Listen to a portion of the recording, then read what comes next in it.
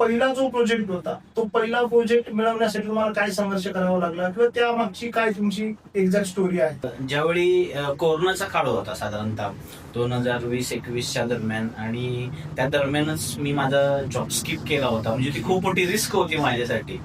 आणि मग मी माझे कन्सेप्ट, माझे जे संकल्पना आहे ते मी माझ्या मिसेसशी बोललो असं असं, आणि मला वाटतं की आपण आता सुरू करावं. आणि साधारणतः थोडंसं एक अनालिसिस केलं की आपण कुठंपर्यंत एखाद्या गोष्टीत आपण म्हणजे रिस्क घेऊ शकतो.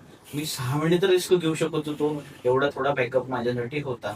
सोबत मित्रांची एक साथ होती, मित्रांची होती, वेल विशर्स होते, माझे सिनियर्स होते ज्यांनी मला घडवलं, त्यांच्या शुभेच्छा होत्या. तर आम्ही ज्यावेळी स्थापना केली अॅक्वा इनटेक सोल्युशनची, आणि सुरुवातीला कोरोना काळ असल्यामुळे बाहेर फिरता येत नव्हतं जास्त.